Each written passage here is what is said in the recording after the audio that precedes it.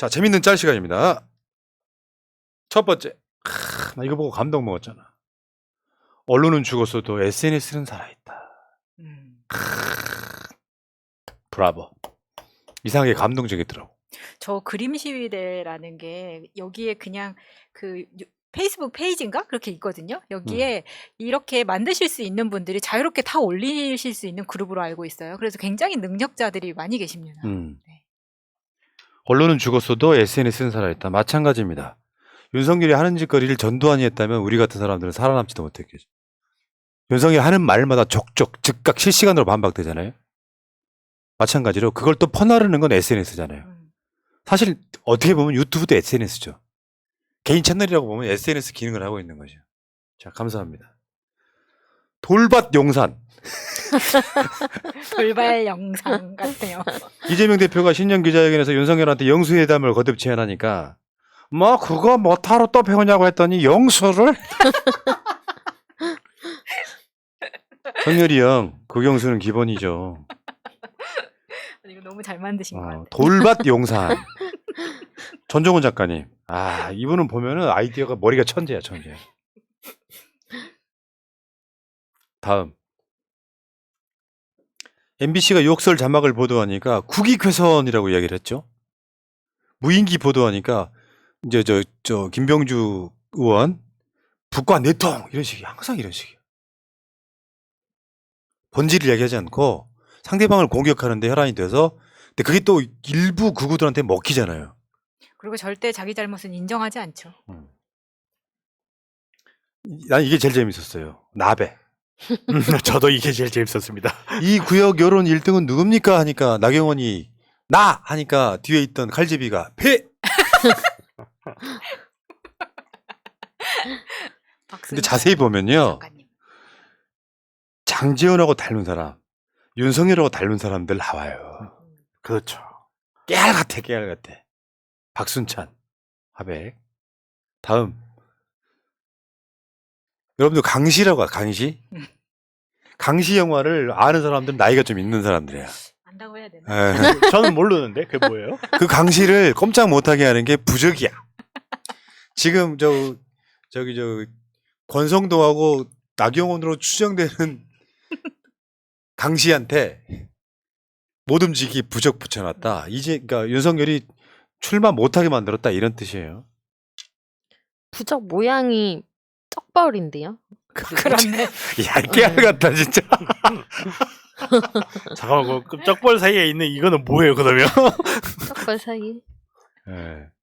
자, 그다음 자리예요. 조용한 먹방. 아까 말했던 오뎅을 빨아먹는 허위학력 논문 표절 뇌물성이 협찬 도이치모터스 주가 조작 허위 경력. 야, 여기 영상 한번 보면 토 나오려고 그래요.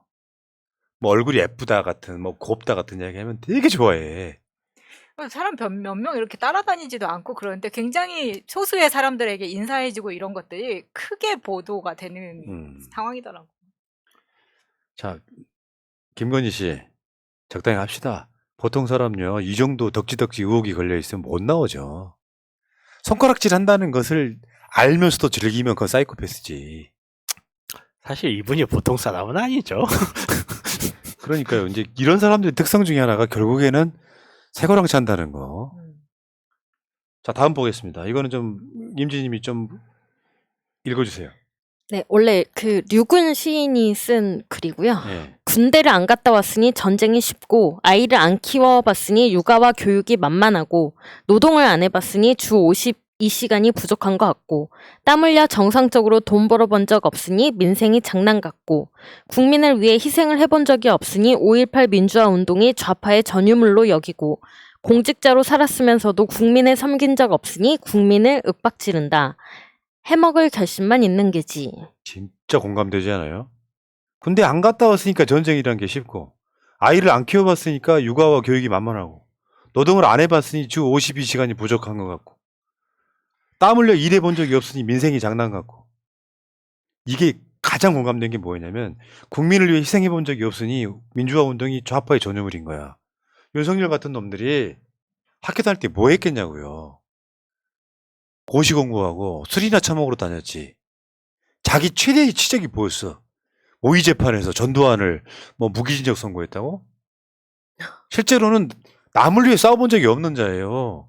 최소한 내 스스로 자랑스러운 건 뭐냐면 내가 좋은 대학은 안 나온 사람이지만 최소한 나는 공익을 위해 싸워본 적이 있는 사람이고 그런 짓을 방법을 바꿔서 똑같이 10년째 하고 있습니다. 다음 보겠습니다.